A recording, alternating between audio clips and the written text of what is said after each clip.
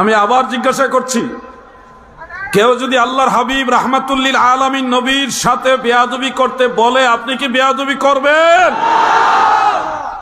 এই জায়গাটাই আমাদের মূল সমস্যা, আমরা বেয়াদবি করতে পারি না। একজনের একটা ওয়াজ আপনাদের শোনাই। কে ওয়াজ করছে? যারা জানেন জানেন, না জানলে সবার জানার দরকার নাই।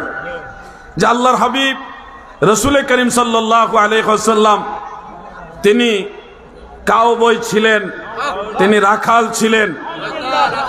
এমনকি আল্লাহ রসুল সাল্লাল্লাহু আলাইহি ওয়াসাল্লাম সহ সব নবীরা ভেড়া বকরি চড়াইছেন।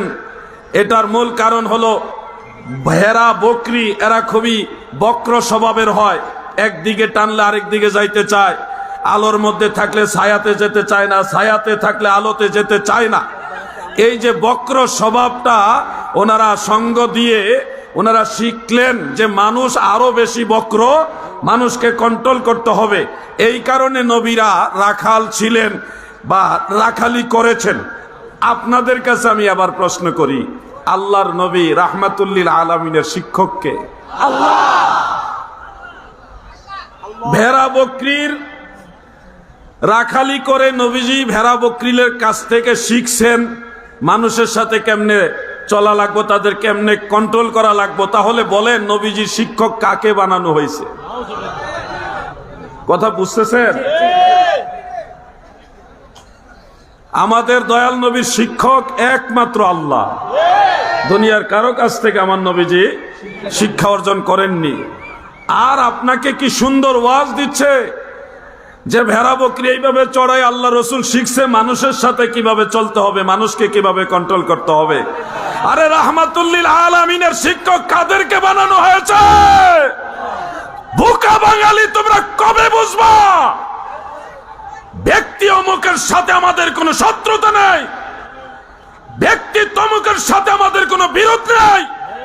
তারা যখন আল্লাহর হাবিবের ইজ্জতের চাদর মোবারক নিয়ে টান দেয়, তখন নবীর গোলামেরা চুপ থাকতে পারে না।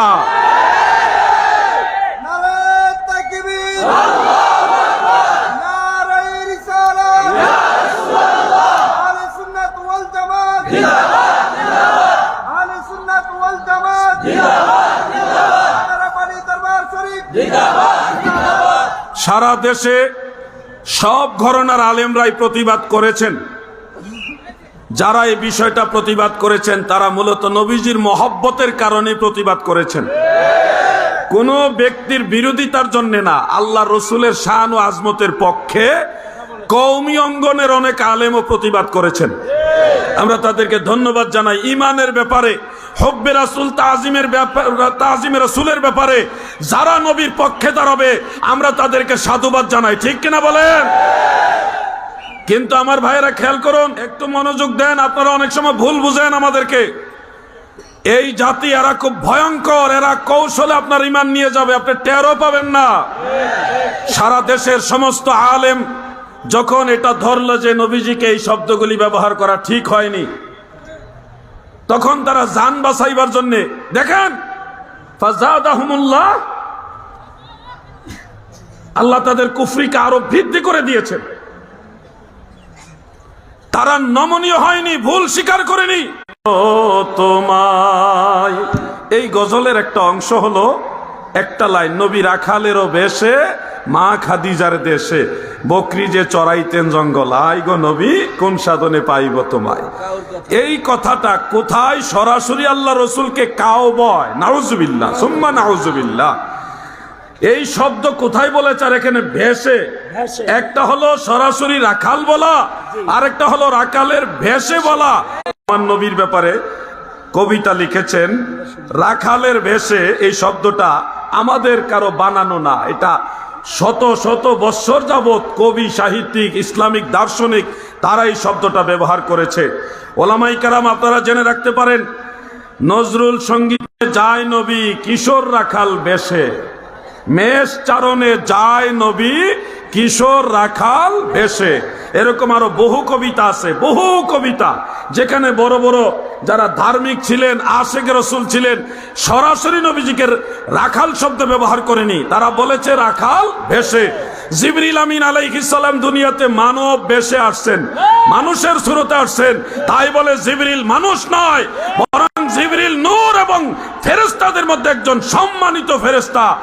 ওই ভাই আমার, যদি বলা হয় যায়েদুন কাল আসাদ, যায়েদ সিংহের মতো, বাঘের মতো, এখানে যায়েদকে বাঘ বলা হয়নি, বলা হয়েছে বাঘের মতো সাহসী। ও ভাই আমার, তোমরা নিজেদের কুফরিকে ঢেকে ফেলার জন্য আশিকে রাসূলদের জবানের গজলের আশ্রয় নিয়েছো। এরপরে বলতেছে কি, নবীজি ভেড়া বকরি এগুলি চড়াইছে যেন ভেড়া বকরির কাছ থেকে ওইটা শিখতে পারে মানুষকে কেমনে কন্ট্রোল করা লাগে। তাহলে নবীজির শিক্ষক কাদেরকে বানানো হইল? একটা কুফরিকে ঢাকার জন্য এখন কত বড় কুফরি করলো।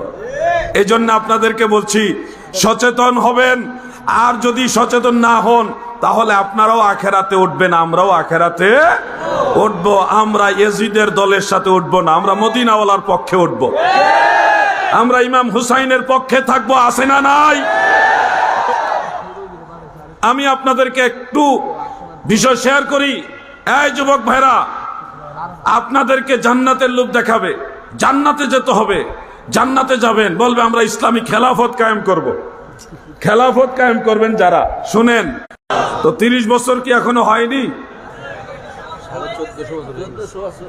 নবীজি সাল্লাল্লাহু আলাইহি ওয়াসাল্লাম পর্দা নেওয়ার 30 বছর পরে, অর্থাৎ হযরত আবু বকর সিদ্দিক, হযরত ওমর ফারুক, হযরত ওসমান যুন্নুরাইন, হযরত শেরে খুদা মাওলা আলী, হযরত ইমাম হাসান ইবনু আলী রাদিয়াল্লাহু আনহুম, এই ইমাম হাসান পর্যন্ত খেলাফতের 30 বছর কমপ্লিট। কিয়ামত পর্যন্ত যেই খেলাফত থাকবে এটা ওই খেলাফত না, সত্যিকারের খেলাফত যেটা ইমাম মাহদী আলাইহিস সালাম পর্যন্ত থাকবে। এটা কোন খেলাফত জানো? খেলাফত দুই প্রকার, মিশকাতের সরা মিরকাতের মধ্যে ইমাম মোল্লা খেলাফতে বেলায়েত ইমাম মাহদী আলাইহিস সালাম পর্যন্ত থাকবে।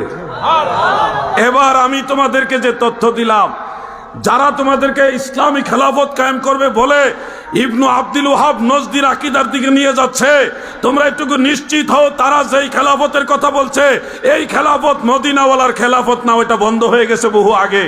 আর তোমরা যদি বলো না আমরা ইসলামী খেলাফতে থাকতে চাই, তাহলে সেই খেলাফত এই তথাকথিত ওয়াহাবি নজদিদের কাছে না রে।